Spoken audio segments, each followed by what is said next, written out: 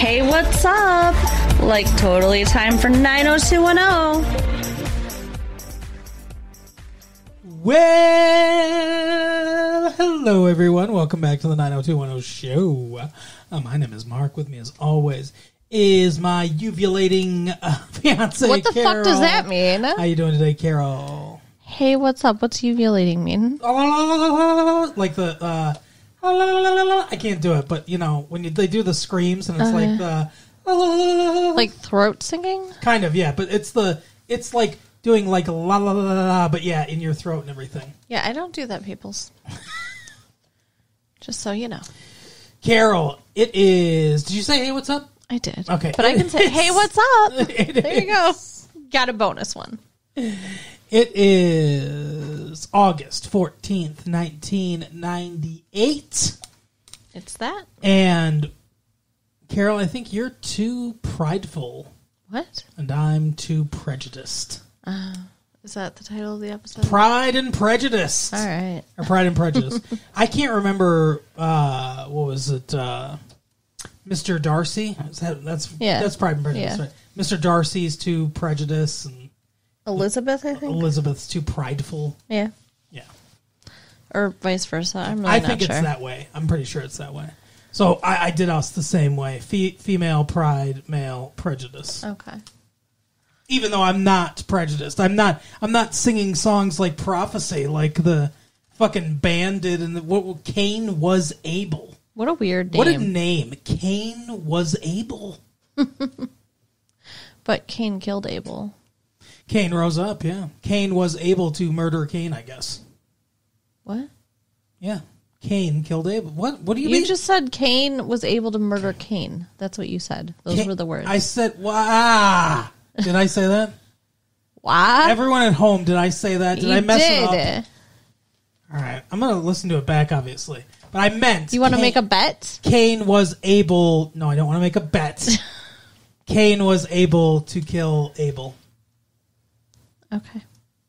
Anyway, Yeah. we're not talking about Cain and Abel. That was torturous. Or Pride and Prejudice. We're talking about 90210. We're talking about Dante's The Inferno. Oh, God. The fifth ring of hell is 90210 continuously. Oh, my. That would be something. I don't know. Who do you want to start with today? Who do you love? Well, I always like to do Valerie first. Okay. I'm sure you would love to do Valerie first, second, and third.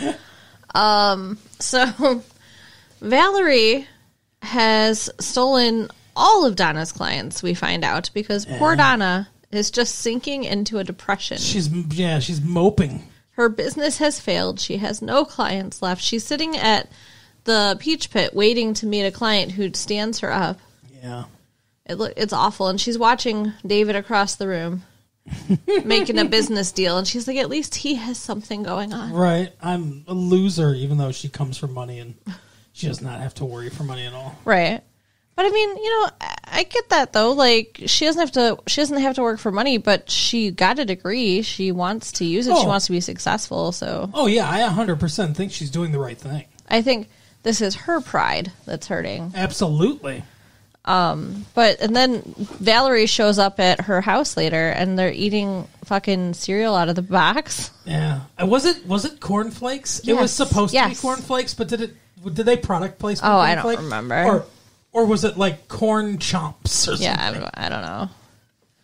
But it was pretty sad, and Valerie's just acting like, oh yeah, everything's awful. We have nobody. Yeah, our business. She's like, I'm so sorry, Valerie. I feel responsible. She's like, whatever. Who cares? And she's like, we still have whatever Mr. Rich's name is. Yeah, we still have Richie Rich.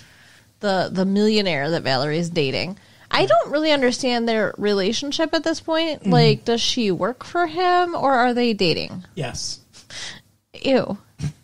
Like it's a little bit of column A, a little bit of column B. It's fucked up, is what it is. She keeps bringing him suits, and he's like, it's not really me.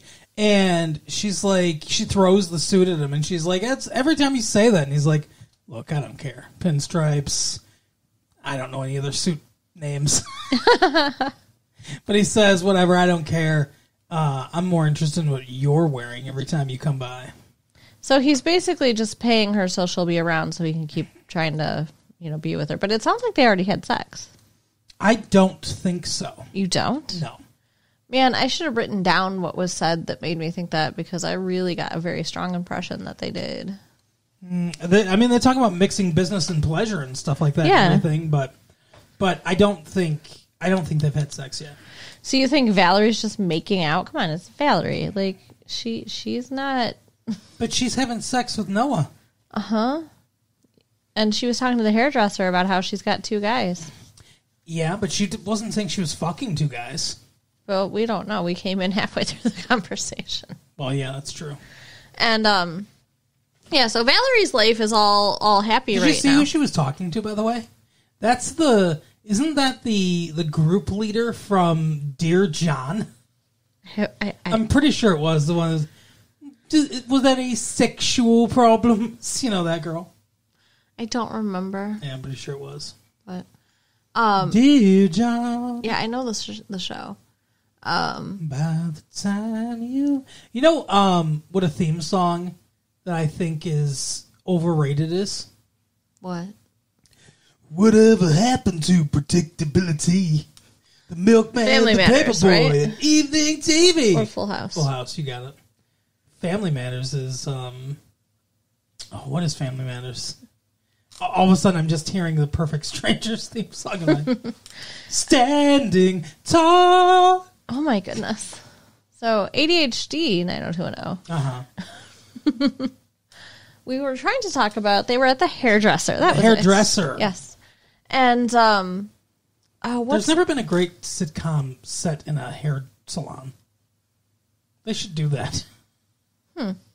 They should make a hair salon. I mean, it's a fucking perfect venue. Customers coming in, crazy customers and stuff. I want my hair like this. Yeah, it would be interesting. Set it in the 50s. Write the screenplay. Let's do it. I'll write it. All right. So in this hairdresser... Yeah, sorry. Valerie is talking about her love life, and around the corner is the single mom, Hilary Swank. Yes. Carly, thank you. And she pokes her head around just to make sure Valerie knows she's heard her talking about how she's cheating on Valerie, Noah. I didn't know you went here. It's so expensive. Which is hilarious. Like, why are you there then? Well, Steve paid for it. Oh, he did? Yeah. Why did he do that? It was part of his gift to her. I mean, like, I realize... When we talk about Steve and Carly's part in this episode, we'll talk about it. Okay, fine. Sorry. Talking about ADHD. Because I want to follow the Yes, thought train. Yes, that's right. Because you want to follow the money. All the way to Orange County. Anyway, Donna is super bummed out until she gets a job for the evening, right? Like, no, that's Valerie's job too. Fuck. Holy shit. I'm really tired and I'm doing my best. I'm sorry. No, Donna's bummed out till she gets pissed. Donna's bummed out till she goes to see Valerie or whatever, and Noah's there. Yeah. Where'd she go? Well, she mentioned, she says to Noah, "Is Valerie here?" And he's like, "No, she had an early meeting with Mrs. whatever, one of the people that Donna dropped. Then she's going to meet Mrs. whatever, another one that dropped Donna."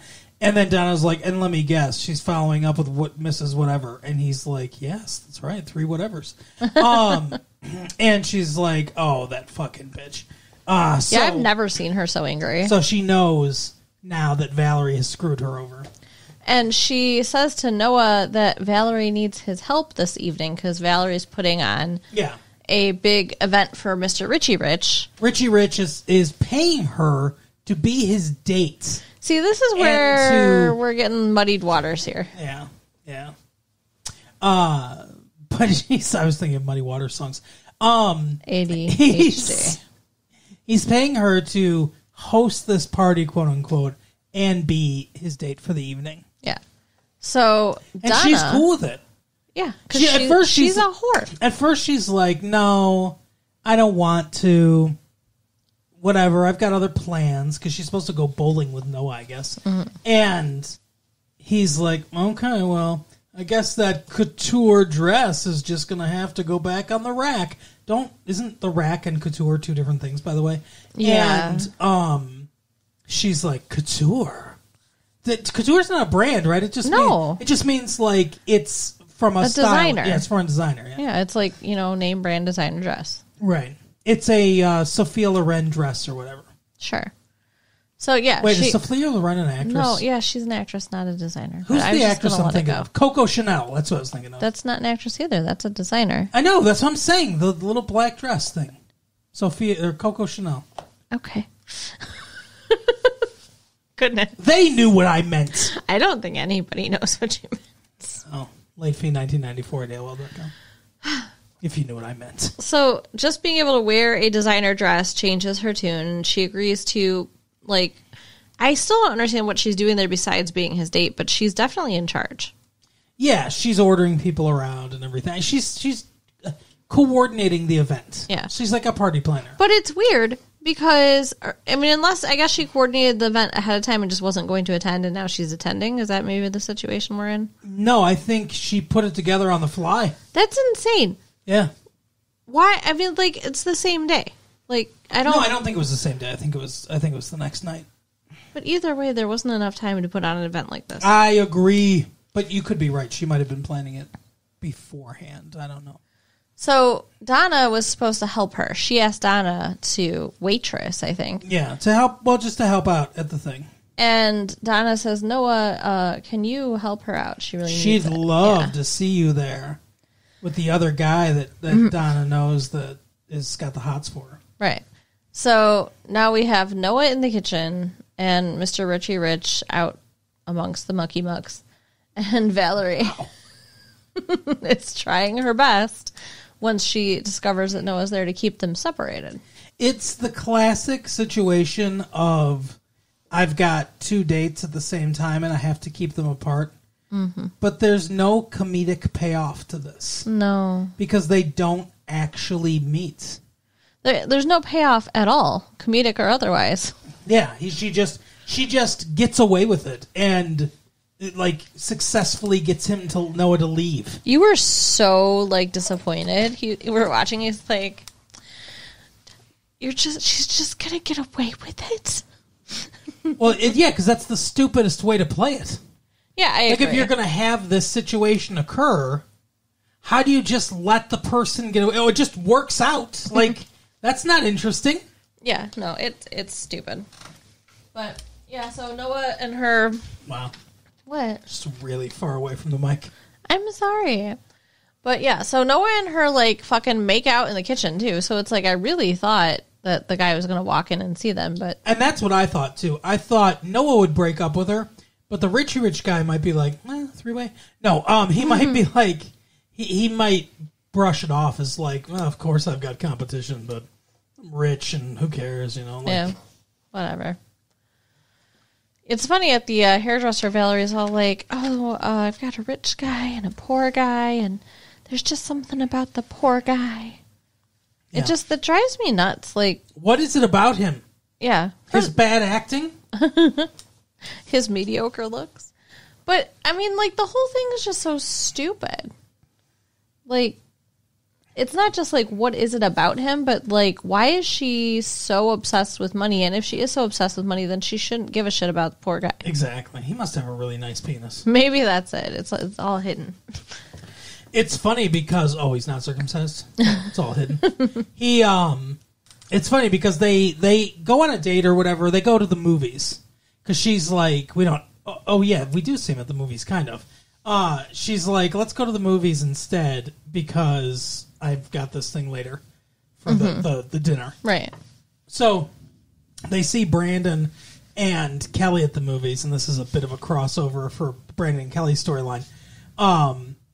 But yeah, they see them at the movie theater. Something happens. We'll get back to later.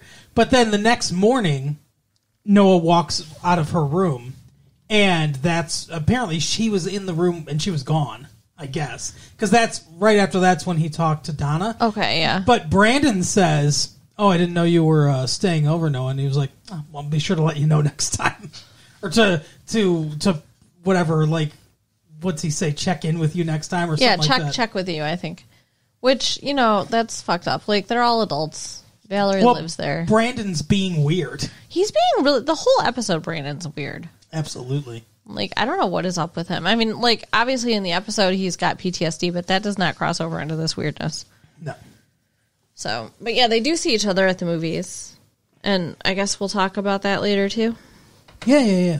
I mean, that's only the one thing really happens, right? What do you mean? Sorry, I didn't mean to stump you by asking you about something that happened in the show we watched. Okay, so at the movies, Brandon and Kelly, I don't know, they're jostled and Kelly falls. Yeah, that's the thing I alluded to earlier. Yeah. And then some dude saves her from hitting the ground, and Brandon's like all imagining her being shot and falling again. Yeah, and then he's like, having get your flashbacks. hands off of her. Noah's like, what the fuck, dude? Yeah. So Mind your business. He almost gets in a fight. It's no good. The extra that brushed into her and knocked her over did the best acting job in the whole show. Oh, yeah. Because he's just fucking staring at Brandon over Noah's shoulder like, what the fuck, dude? It's the best, like, what the fuck expression I've ever seen. Yeah. So, yeah, that's all that happens with that. No, yeah. But do you want to, now, we've talked about Donna and Valerie together. Do you want to finish up their storyline? Because Valerie comes to the After Dark with Noah after the party. And she sees Donna there, and Donna now knows what happened. And Noah goes to get a drink or whatever, and she's like, oh, it's too bad he didn't stay so she could find out what a lying, fucking, cheating whore you are. Right. Like, she didn't swear, but she literally said, like, whore and cheater and liar and everything. Yeah, she's very obsessed. She's talking about her client, and she's like, oh, Donna, the eternal, whatever, the eternal goody two-shoes has finally let her guard down or whatever. And she says, this was the best line in the whole episode. She's like, yeah, well, now you lost your virginity and maybe you're regretting things or things have changed or whatever. I know from personal experience that David can be rough in bed. And Donna hauls off and slaps him. Oh my God, it was awesome. Awesome. They should embrace the soapiness of their show more often. Right. Because so often they're like 90% there, but they don't fully commit like this. This was awesome. Yeah, I want her to suffer more. I'm so like done with Valerie. That David, from personal experience, David can be rough in bed too. What a line! Yeah, and I wouldn't imagine that of David. No, David's a little more take charge than we thought. Yeah, you never know. Yeah, some guys, I guess it's the quiet the guys you least expect are pulling hair. At the After Dark, he takes some charge too. So yeah, that's true. So yeah, so we can talk about David now. I think he's dealing with this band, as Mark mentioned earlier. Cain was able. They're the racists that we've been dealing with for this is like the third episode in a row now. Yeah, they're talking about Jews and they use the K word. I believe they use the N word. And they use some other word too. Yeah, they say a lot of awful things. David is meeting with a Jewish, like, not a manager, but like a record label dude. And he offers him $35,000 signing bonus if they sign on. And he's like, no, I've got all these other record labels coming to check out the band on Friday. Just come and then we can talk afterwards. And the guy tears up the contract. He's like, I just want to make sure you were, a real player or whatever. I'll have the real contract with me on Friday. Which is nuts. But, like, when David's relaying this to the band, he says the guy's name is... Ari. And they're like, what kind of name is Ari? And David just calmly is like, it's a first name. What do you mean? It's a Jewish name, right? Yes. Okay. I mean, it's... so, I don't know that there... I guess there are kind of Jewish first names, like, Shmuel and stuff like that. But I guess Ari is more traditional Jewish first name. But, yeah, you think more last names when you think of nationalities and stuff. Then they said something about, we knew that you'd be able to squeeze blood from a turnip or something. You people are always good at just squeezing every drop of money out of whatever. And he's like, I assume you mean managers? And he's like, yeah, let's say that. And then he sneezes and goes, adieu. Why, like, how bigoted do you have to be openly cartoonishly racist to your Jewish manager right in front of him? Like, why are they even working with a Jewish person? Right. Because of their stereotypical thinking that he can get money out of whatever. Apparently. I guess. But, like, I understand the message of the episode, and it's a good message, I think. And there's nuance here that they somewhat dig into. I think they could have dug into it a little bit more. But I think they miss a trick by making the band, like I said, so cartoonishly bigoted. Like, no one's like this. There are people who think like this, probably, but no, it's the well, yeah, there for sure is, but there unfortunately, but it's the twirling mustache villain of racism, right? I mean, no one is like, I'm racist and proud, like people don't think like that. Yeah, people who are racist think they're right, and most of them are also aware that society doesn't 100% agree with them, or polite society doesn't, and they hide it more. It's actually more insidious because it's harder to figure out who the real racists are. So it seems, I don't know, somewhat ideologically poisoned that they make them so out there with their racism. Right. And apparently there's this song they want to play that's just completely racist. And that, I think, would have been okay. Like, that, their song's Prophecy, and Donna points out, have you even read the lyrics? And then she reads the lyrics, and the lyrics are more overt, and I think that would have been okay. In the context of a song, them being more overtly racist, I think that could have driven the nail home if they were more covertly racist throughout the rest of the episode. Yeah, I think you're right. That would have worked better. That would have been some better storytelling. But and it would have packed more of a punch, I think. Yeah. Because once we get to it, and she's like, look, it says, the K word for Jewish people, and the N word, never, and she's like, I see, I can't remember all the lyrics, but it's like, I see the new millennium, we come together as one people and down with the whatever, like all people that aren't white, essentially. And by the time we get, because this is late in the episode, by the time we get to that song, my thought process is, of course they wrote this song. Like, I'm not surprised at all, because they've been so overt the entire episode. And that's why I think it would have packed more of a punch of like, whoa, fuck, wow, these guys are evil. Yeah. So Donna is all on David to make sure they don't play this song. I don't even know why you're working with these guys. Yeah, she's pissed. Blah, blah, blah. And I get it. Ari is there because he's helping David. He's taking him under his wing. Ari's there and he's like, nah, whatever. They're artists. You can't censor them. Yeah. It's what the fuck, dude? You're Jewish. But he's more interested in making money. Yeah, I guess that's true. Not in a stereotypical way, everybody, but... But honestly, with the financial problems that David is having, earlier in the episode, somebody came with just a peanut delivery for the bar, and they wanted to be paid up front, and he couldn't do it, so Donna wrote them a check. Yeah. Which I'm sure was emasculating as fuck. Oh, yeah, and the guy made sure he gave him a look that was emasculating. Yeah.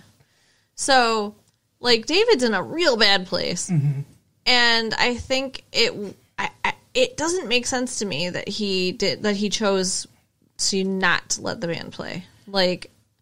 He gave up all that money, whatever the signing bonus was going to be, and his cut of it. He also had his bar full. His nightclub was full of people there to see this band. I didn't realize there were that many racists in, fucking Beverly Hills. Oh, but yeah, they're in California. People come from not Berkeley. What's Berkeley's real progressive? The Barstow or whatever. But it's like they're chanting for this band, like they're these big fans. And like I thought they were just starting out and wouldn't really have a fan base, but whatever. In this episode, they do. So this would have been really helpful for his club. Well, I don't know that I 100% agree with you, but in your defense, when he's like, look, you're not going on stage. Because Ari's like, what the fuck? Like, enough's enough. Like, put the band on. Everyone's clamoring for him. And the band's like, when are we going to go? And he's like, you're not going on stage. He's like, fine, we won't play the song. So he got that, what he wanted.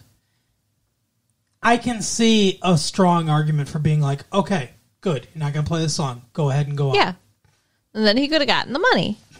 But I see David's point of view, too, as, look, I don't want their fucking blood money. It's about principle. Yeah, well, I mean, we find out in the conversation that he has with Donna that his grandfather was a Holocaust survivor whose entire family was killed, and he's the only one that survived. Yeah, that's crazy. Yeah. So, yeah, I mean, like, I get, like, wanting to take a stand, but I'm just saying, like, I feel like the fact that he didn't let the band play and kicked everybody out is going to really kill his business. It's possible. Yeah, it's possible that it's going to severely hurt him. I mean, he was already struggling. He should have told everyone, hey, they're racists. Yeah, he should have told them why he wasn't letting them play. He said they could have a free ticket for the next concert or whatever. Yeah. Which, like, they're there for this band, obviously.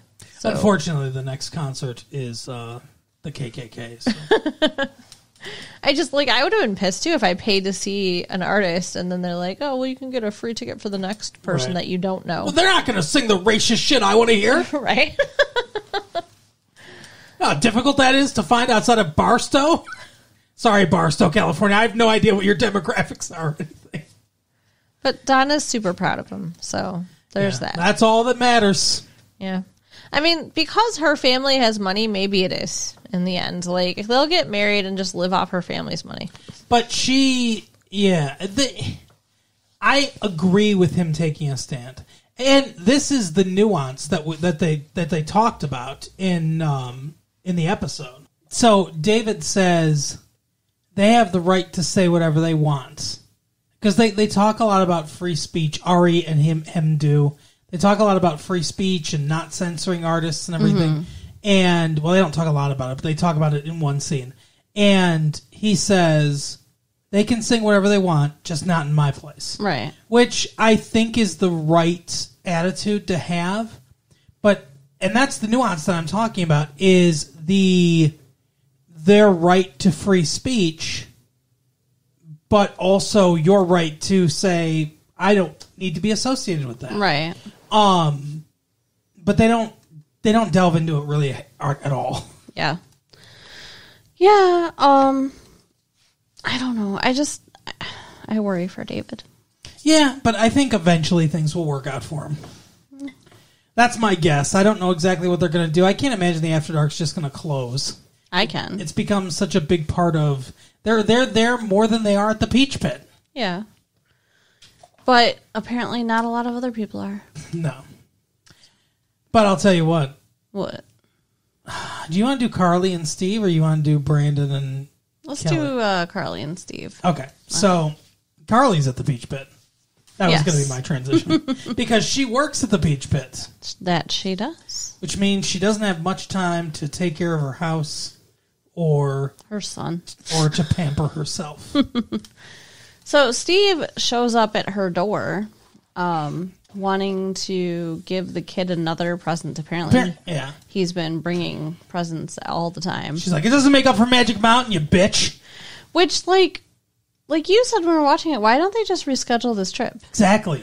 Like it's forever. It's just, you're never going to be able to make it better. It was that one time something came up and Steve he can never go there again. Whatever. He's been banned from Magic Mountain. But she says that men and little boys have something in common, that they play with toys until they get bored and they don't think about them anymore. Mm-hmm. And she said, I don't want Zach getting attached to you right when you get bored with me. Yeah. Essentially, she's a toy. Right. I guess. Yeah. A doll. A fuck doll. A 90210 doll. They should make more. I don't think Hilary Swank would make a good Barbie doll. Really? Yeah. I would think that they could just repurpose some of Pokey's things. Gumby and oh my God. Pokey, you know? That's so mean. Because he's a horse, everyone. Yes, I got it. I assume they got it. Oh my goodness. Yeah, I'm sure they all got my fucking 1950s reference. Well, I had a Gumby to play with. When I'm Gumby, damn it. That's from Saturday Night Live. Okay. Who was Steve talking to about Carly? David. Who pointed out that, you know, she doesn't have any time to take care of anything but her kid and working or whatever. Yeah. And Steve gives the idea of pampering her. So he comes over. We don't get to actually see this. Yeah, we hear about it. Because Ian Ziering looked at the call sheet and he was like, I am not fucking cleaning a house for this show. Maybe. He probably didn't know how. But she comes home and her mom is there. And her she's like, what the hell? The house is so nice. And she's like, oh my God, the sweetest young man came over. And he had a mop. And he was like, your son seemed to know who he was. So I was like, oh, well, we can let this stranger in the right? house. It's so weird. It's totally fine. And he cleaned the whole house and all this stuff and everything. Mowed the lawn. Yeah. She was like, I tried to give him a sandwich, but he said no. And Tried to give him a blowjob, and he was like, no thanks. And he brought her a pizza. Yes. And so when he left a rose on her bed. And he left a note. And I don't know, this whole not knowing when to say when thing has come up several times in the episode, but I don't remember all the times. But it's not like when you're getting Parmesan at the Olive Garden or something like that, you know. She said something like, you don't know when enough is enough. Enough is enough, yeah. Right. But he said, you know, just like you said, I don't know when enough is enough. I started here and I just kept going, and like he cleaned her whole house, which was really nice. Absolutely. And he said that when he was getting her pizza, he realized he didn't know what toppings she likes, and that he wants to know those things about her, which was also really sweet. Steve's a really sweet dude. It's actually a really sweet moment. Yeah, he's nice. Like, Claire did not deserve him. I don't know if Carly deserves him either, though. They took the social pariah of the show. The easy, like casually racist. Remember when he was talking about the fucking Boston Celtics or whatever, and how like that was his favorite team because of the white guys or something like that? And they never went anywhere with that. They were going to make him casually racist, but I guess they just abandoned that plan. And homophobic. Yes, homophobic. Like, they took the worst character in the show and they transformed him into the nicest guy in the show. Yeah, it's kind of weird. But they did. They did it successfully. And they did it so slowly over time that it's almost believable, because people do change a lot from being a teenager to an adult. So yep. He's learned and grown. He's the only one who's actually had any life lessons in this entire cast. Yeah. So Carly seems very smitten by him now. And apparently he paid for her to get her hair done. Was that so they could go on the date later? Yes. Okay. Because he invited her out to the dinner that Valerie's hosting. Yeah, hosting. The rich guy. I don't know how they got an invite to this dinner, but I don't know. Yeah, it's weird. And then when they're there, Valerie bribes Carly with a bottle of champagne to not say anything about how she's dating the two guys. See, like, I didn't realize that she was supposed to be exclusive with either of them. I didn't either. I don't. Does Noah think that? Like, none of these relationships have been defined. Yeah. So, like, why is she so freaked out about it? I don't know. Just be like, yeah, this is a dude I'm dating. Yeah, this is another dude I'm dating. I'm a young, hot woman who's evil. I can do whatever I want. Right? So, I don't know. That's about it, though. It seems like, Steve asks at the end of the night, she's like, that was a really fun evening. And he's like, was it good enough to come in for a nightcap? And he's like, see you tomorrow, fun, or... Yeah. Yeah. And she says, she doesn't want to come in because of Zach, who sees him dropping her off. So I guess that was a good idea. Yeah, exactly. But I think maybe she's going to be, like, the end game for him. I guess. I don't know. Because it's like Jerry Maguire, he's fallen in love with the little kid, too. Right. But does he love the kid more than he loves the girl, because that was the whole Jerry Maguire thing. Yeah, maybe. She's not very nice to him, so. No. And she's not really good looking. I don't know. It's hard. It's so hard to tell with her. She's moderately good looking. Like, she's just got a weird face. She's got a nice body. Yeah. Agreed. Butterface. Yeah. Ooh, just like Steve. According to yeah. That's true. Wow, they're meant for each other. Exactly. They'll have hideous kids with fantastic bodies. So, last storyline involves one. What's her name? Kelly. Why do you always struggle with her name? I don't know. I want to call her Donna. She looks like a Donna.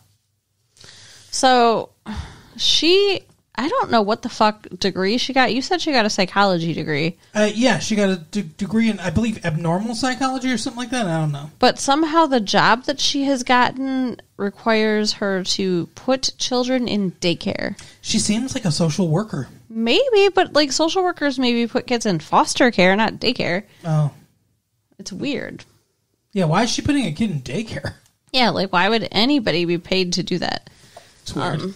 But yeah, so that's the job she has to go do. She's a middleman between daycare and parents. I don't know. I know all the best daycares. She's standing on a corner with a trench coat on. She's like, opens up her trench coat and there's just pamphlets for different daycares.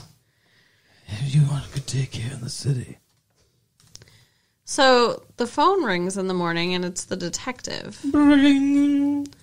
And she's already been talking to Brandon about, like, you need to let this shit go. Right. I want to move on with my life. Exactly. And he's like, I can't do that. Somebody tried to kill you. So the detective calls, and she gets mad at Brandon for even talking to him. Mm-hmm. And he's like, I got the guy. So Brandon's like, I want to see him. And he's like, no, you can't do that. And he's like, wouldn't you want 5 minutes with somebody who tried to kill your wife or girlfriend or whatever? And it's like, okay, I guess I'll just shirk all of my responsibilities, risk getting thrown off the force and everything. Right. Because you made that one argument. So, yeah, for some stupid reason, he lets Brandon... Maybe he was already dead. I don't know. But he lets Brandon come to the hospital, and the dude's dead. Yeah. So, like, okay, storyline over, problem solved. She's healed, the dude's dead. And he's like, what the fuck? And he goes, the guy you identified was the driver. Mm-hmm. And this guy actually pulled the trigger, which we suspected was something like that. And he's like, yeah, he turned on him and whatever, turned him in. He's like, we did fingerprint analysis, we did ballistics, whatever. He matches all this stuff. And so he's dead. Brandon gets close to his face. The cop's like, whoa. Like, yeah, like, what are you doing? Like he was going to eat his brains or something. And then he's like, you got what you deserved. Yeah, it was pretty bad. It was stupid. I'm glad they're done with it. I don't know what else they're going to try to do to make them interesting. They're not interesting together. No. Kelly and Brandon. Their stories are not interesting together. They lack chemistry. They do. They're not a good couple. Mm-mm. He had more chemistry with Shannon Doherty. She's supposed to be his sister. She definitely had more chemistry with Dylan. He hasn't had really good chemistry with anyone, really. Yeah. I don't know. I'm trying to think. Well, Emily. Yeah. Yes, they were the best together, for sure. Maybe she'll come back again. We'll cheat on Kelly again. Yeah, I hope so. But that is the episode for the week, Carol. It is. So you can write us at latefee19. You can like it. If you can late latefee1994. Oh, my God.